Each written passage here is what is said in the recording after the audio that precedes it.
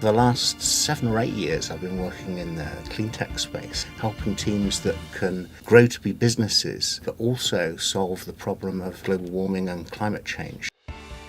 I think more and more big corporates are starting to realise that it's more than just profit, it's about the world we live in. Being an entrepreneur is not something you learn through going to a classroom. It's something you do with your own business, and you do it in real time.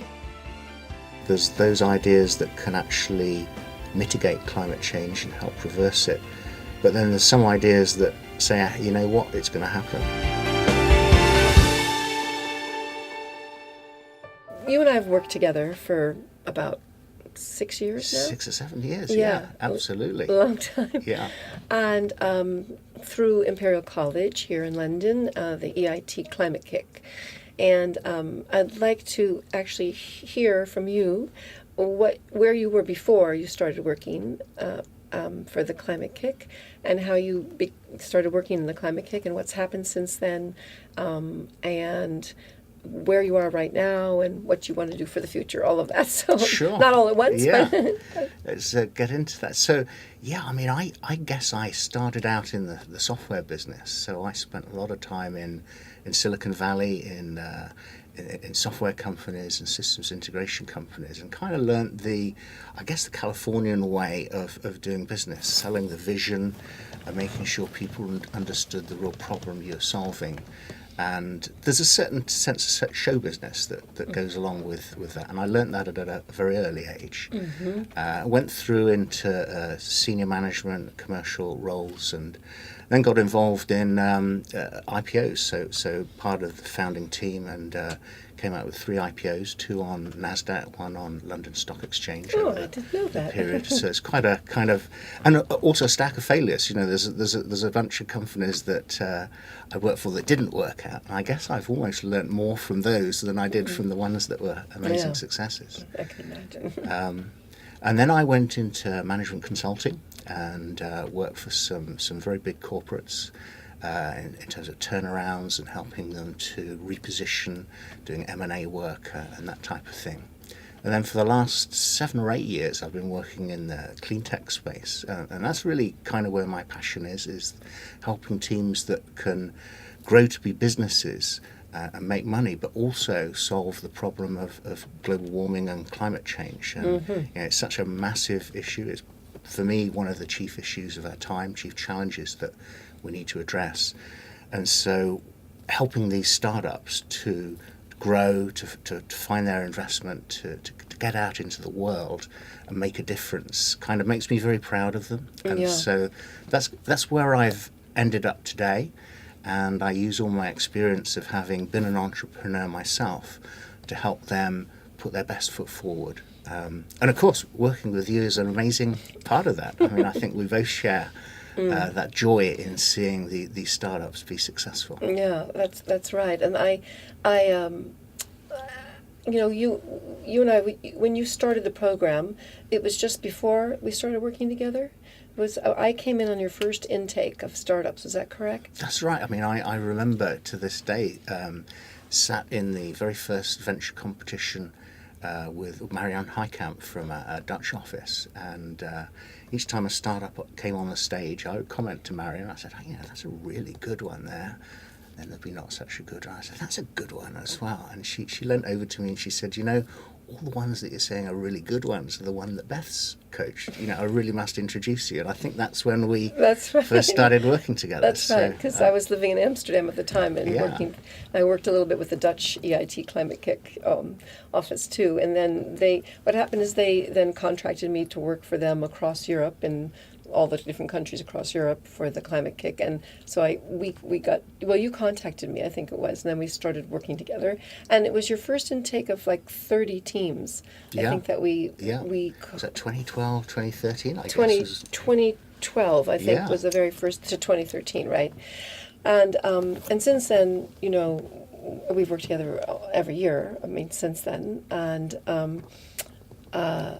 with you have 3 intakes a year now, right? Yeah, 2 to 3. It varies depending on funding. I mean, in total, since we first started working together, the UK program's seen about 90 startups go through the program. 90? Yeah, something like that. 86, 89, something like that. And how much money on average do you think the startups have raised? Well, the ones that have completed the program, and there's around about 50 that have completed the program, gone all the way through. They've raised between them $170 million now. Yeah. And there's still teams that are still going through the program. So it's a pretty high conversion rate. I mean, we're seeing about 75% conversion rate of teams that come in to then go through and make it into a business. What's interesting about your program, the EIT Climate Kick has funded like 6 countries to be the centers. They're called the co-location centers for several countries to come and train different startups. And for the UK, you had the UK plus Ireland, right? Ireland and the UK? UK and Ireland and Scotland have recently joined as well. Yes. So, yeah.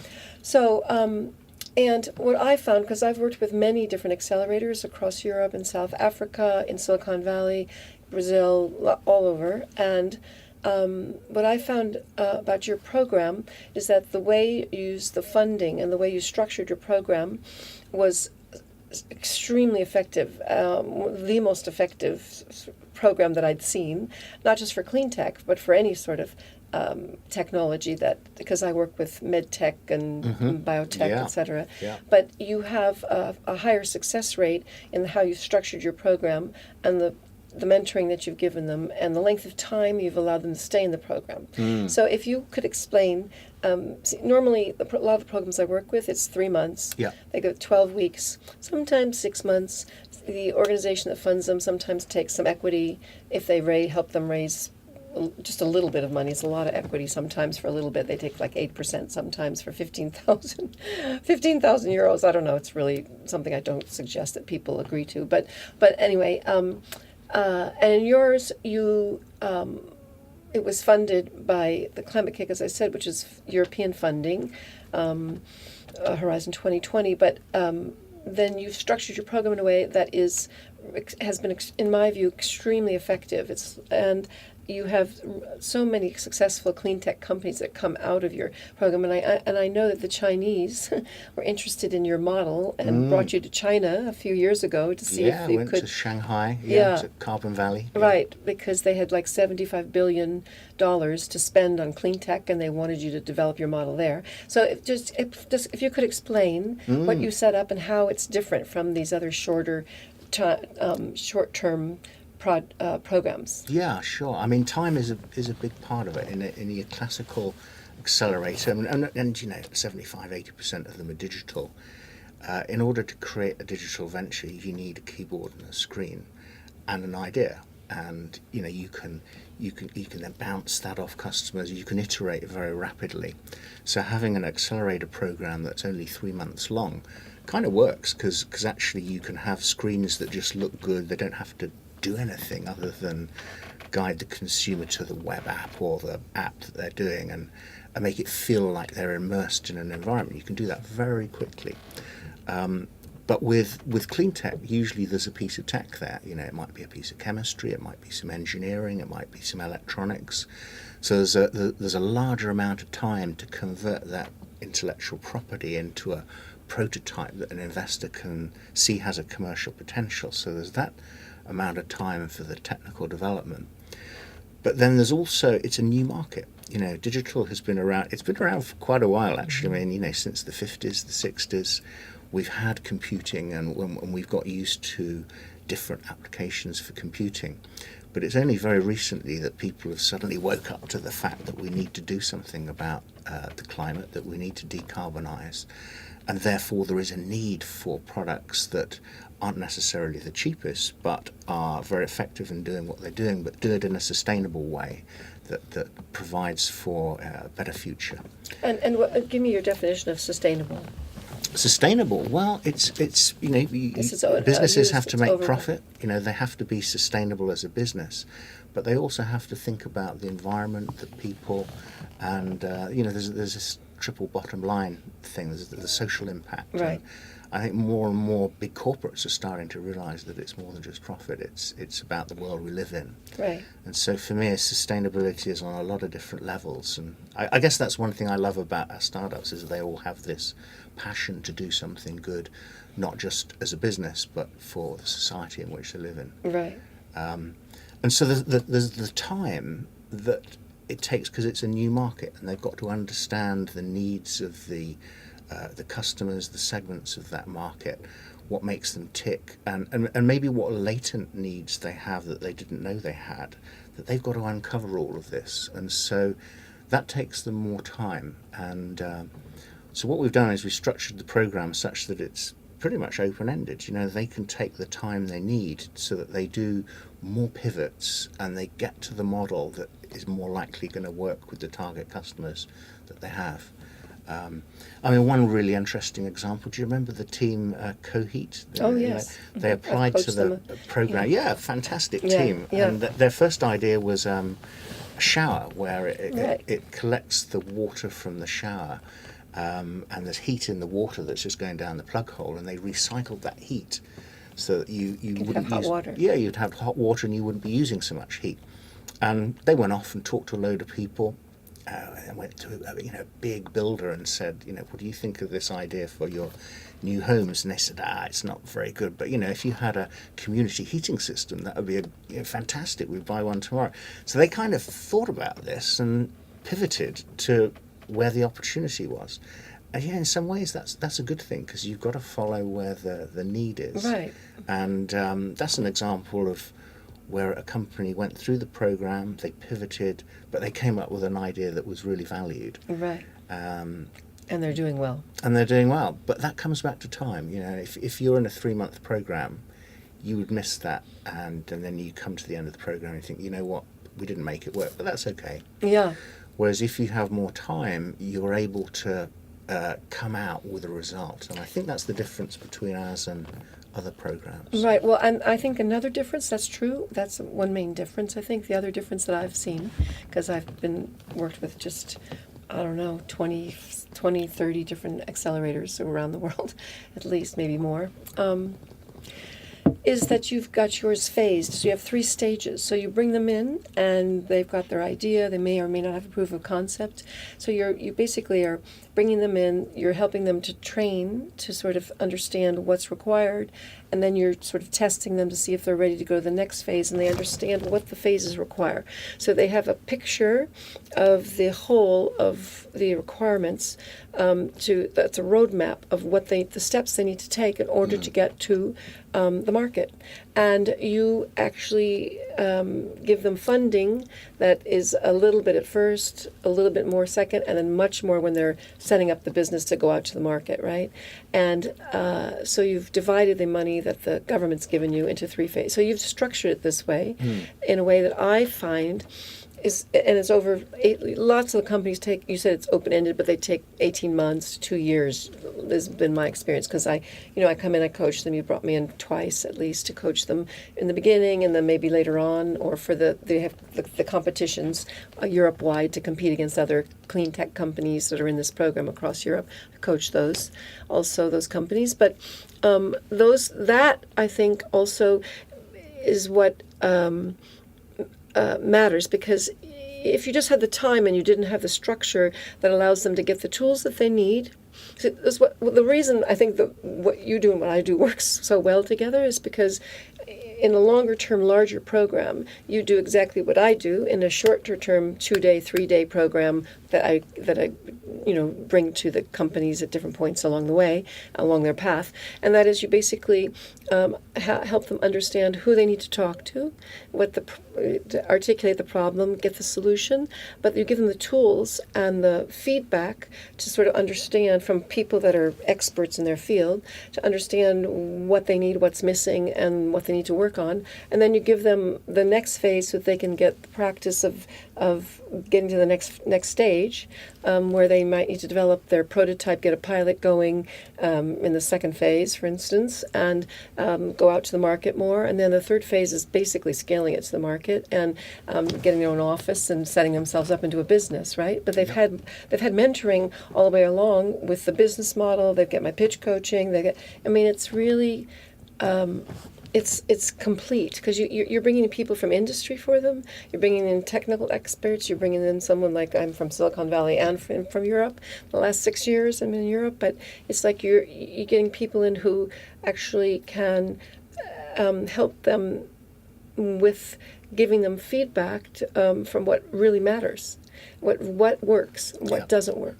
And I find that there's many accelerators out there and incubators, but they may not understand what actually is necessary to sort of support these people accurately, so that they can actually survive and thrive once they hit the market.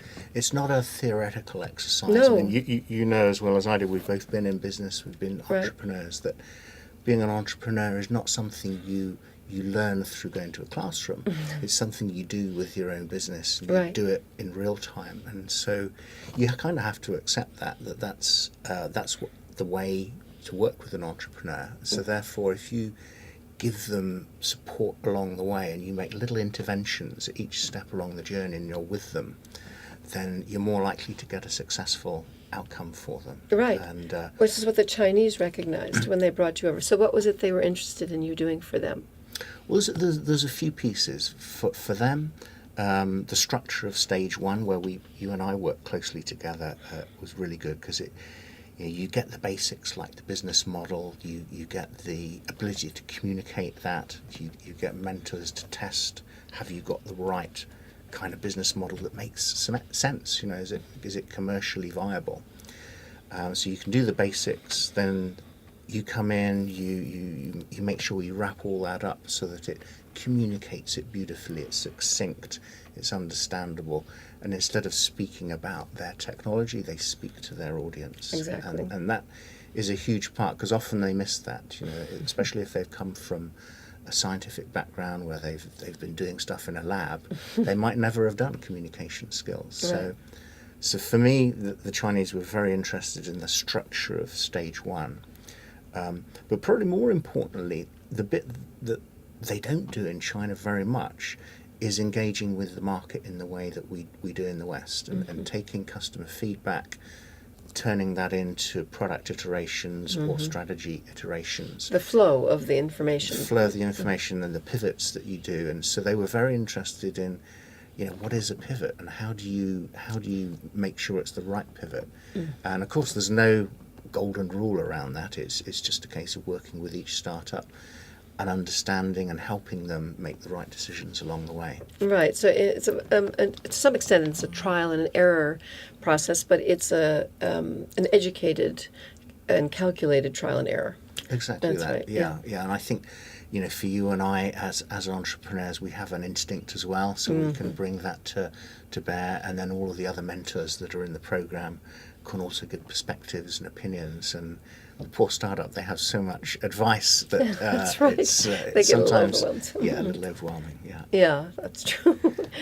But then the final part that I think is a really important part of the overall process is that they usually realise when they've got the market feedback that to get this whole thing off the ground, they've got to get some money. They can't avoid the situation where fundraising doesn't have to happen.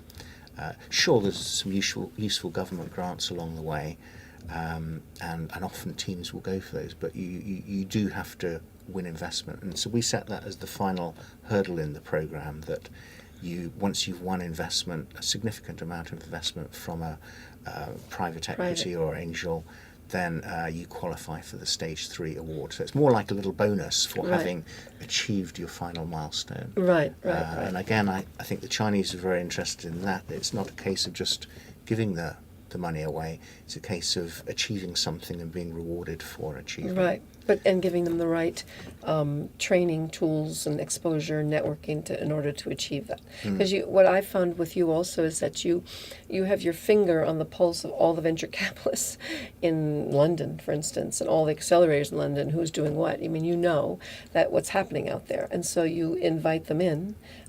To hear them, invite the venture capitalists, for instance, in to hear your startups and connect them with the right people. So you're really good at the network and connecting. You know, I don't think I've told you about this, but we've got an incredible event coming up in 3 weeks' time. We're doing a speed dating session. So we call it a 10 by 10 speed dating. We have 10 startups, 10 investors, and we sent out a profile listing on our platform of the startup and say to the investors, pick the 6 that you're most interested in meeting, and then we set up a personal itinerary. Everybody comes along. They have a 20-minute meeting. We ring a gong. They all move around to the next meeting, and it's a great way of connecting investors with startups. Right. So I'm very excited to be running. Yeah. that as a No. I mean, format. actually, you just sent me an email about it just as you were walking in, so I just quickly saw it because I'm going to be working with the teams to sort of coach them, and you wrote me the email to explain that it's not my sort of typical. Pitch to investors because they only have a certain amount of this short amount of time, and they have like 20 seconds or 1 minute maximum. Sort of explain who they are, and the way you describe what they're looking for, it helps me to sort of hone my focus so that I'll be able to really ask them to. Talk about what the problem is, their solution, what traction they have, how much money have they raised, how much are they looking for, and they have to say it really, really quickly. Yeah. And you're amazing at that type of thing, because the way you're able to get them to précis their content into a fast, snappy, confident expression, it just kicks off the meeting brilliantly. And we've worked on a number of formats together. The sort of 1 minute elevator pitch or this modified speed dating introduction, Right. is a great way to help the start, because they have to do it in real life when they're networking. Right. They see somebody at a party. You have a minute and you just want to get to a card swap and move on to the next Right. one. And what I tell, that minute is much more difficult to get to than a half an hour talk. Yeah. Because a half an hour talk, you can be self-indulgent. You can sort of just not have to focus and get clarity about this is what I need to say, this is what I have to cut out.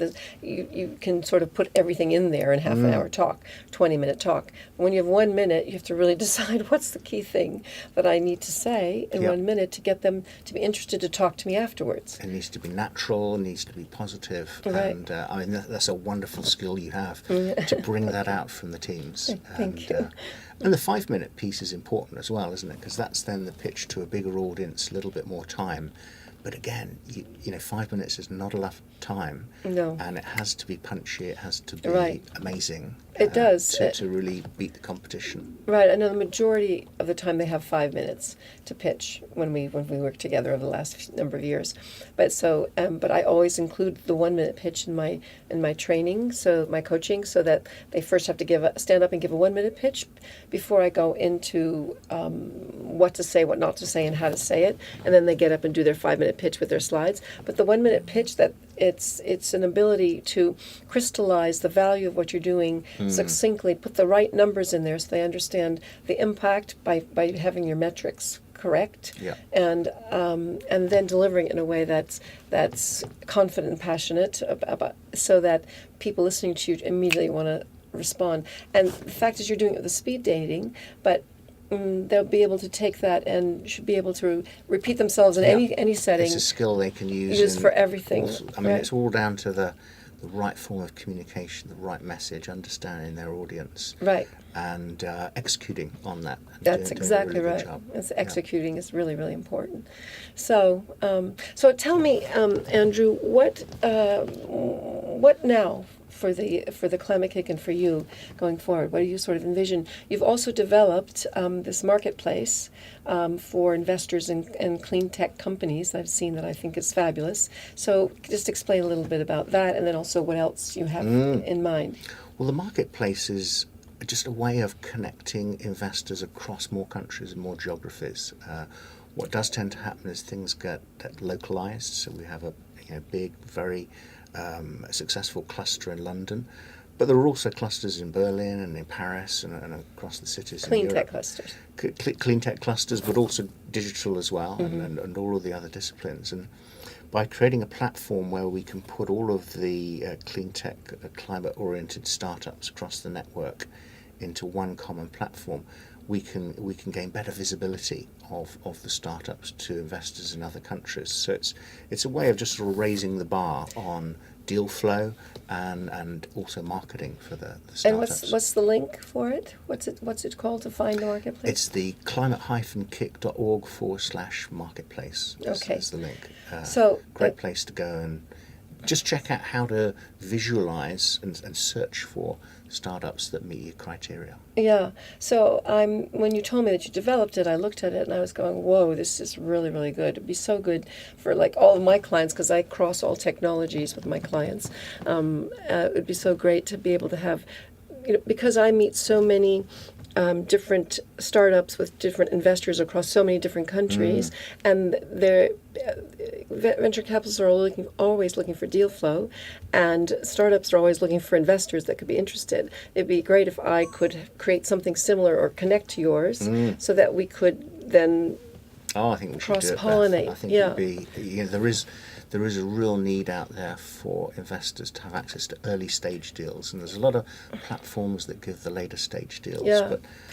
But we should do that. We should do that. It's not just early stage deals. It's early stage deals that are really pre-qualified. Yeah. They've been Quality deal the flow, quality yeah. deals. See, because there's lots of early stage deals out there, but the companies that come through your program and through the other programs of the accelerators that I work with that are across Europe that I've worked with are really really high quality already because they've gone through a screening process. So the investors can have these pre-screened high quality companies to look at, and I think it just makes it easier for them, and it makes it easier for the companies that are trying to raise money. I completely agree. Yeah.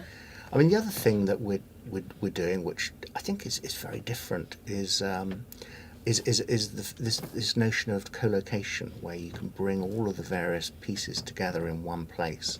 And the new campus we have in White City in West London, we've got plans for a much larger facility where we can have the startups with laboratories, with prototype space. We can have the incubator space, but we can also bring in the investors.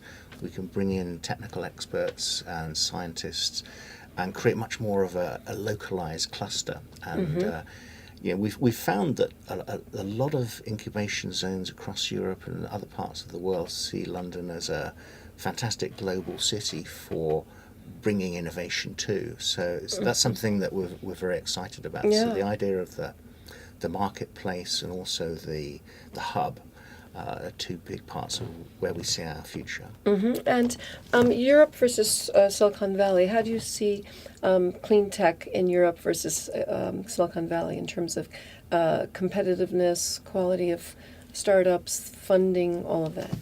Well, I think with Trump at the moment, it's kind of clean tech isn't really doing much at the moment. The investment's gone down, and it's such a shame because I think until a few years ago, there was a real sense that America wanted to invest heavily in clean tech and was going to do something big. But we've seen it tail off in the last couple of years with the current policies. So I think Europe and Asia are probably doing more. But I would imagine in a couple of years' time, who knows what's going to happen, What I do know is that Silicon Valley move very fast, and they can really move mountains. So, I think the more people that are doing this thing, the better, because it is a global problem we're trying to address. And it's one planet, we all live on it. So the more every country can do, the better. Right, but I also feel like in Europe that because there's agreement across Europe that climate change is real, and that it's important, it's urgent to do something about it now. So you've got sort of like mind across Europe, UK and the rest of Europe, to take action on it. And so, my impression is. Even before sort of the Trump situation, that clean tech, they were doing things in the U.S., but I always had the impression that in Europe they were actually doing more, and because a society values it and supports it equally across all of Europe. Yeah, and I remember one of my very early experiences with the Climate Kick teams, they're explaining to me that actually, if you look at the major European cities, a lot of them are on rivers. You look at Paris on the Seine, and London on the Thames, Amsterdam on the Amstel. Right. It doesn't take much sea level rise, and some of our major cities are actually in trouble. Yeah. So it is very pertinent to Europe, and it's a different impact from climate change to other areas of the world where we see, wildfires or tornadoes or whatever. Mm-hmm. But Europe is very vulnerable. Yeah. So it has this social desire to actually do something about it, which is great. It's a combination, from my view, of a social desire combined with money. So they're giving resources, money, people like you, to people who know what they're doing, to sort of create new things, but then also the cross-pollination of ideas across Europe, I think, is happening in a way that it's amazing. I really am thrilled to be here working in this environment, because people always say, well, how come you're here, not in Silicon Valley?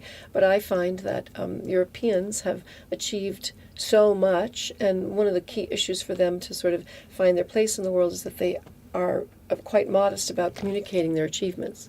And so what I can help is to absolutely, yeah, improve the impact of that communication, and also the value of the agreement of social agreements across all these different countries in Europe that support the improvement of the climate situation, is like just certain basic values that they agree to. You don't have to fight about them or argue about them like they do in the States. Yeah, it's commonly accepted. It's accepted across Europe. Yeah. Makes it so much easier to sort of move things forward here. That's what I found. I mean, that's one of the wonderful things I find about running a masterclass, for instance, is that we hosted one on hiring high impact team members a few weeks ago. And so we had people from all of the different Climate Kick offices and countries coming into London. And how many offices were there? Berlin was very well represented. Paris was, the Spanish offices, some of the Italian offices. I mean, actually, it was a good spread. We had about 40 people. Yeah. And there's this common belief there's this common culture of doing something good, which always strikes me when you get the international groups together. That's the thing that unites them. That's right. There's an agreement, there's an alignment of values, and then you have the resource put to it, and then you take the action.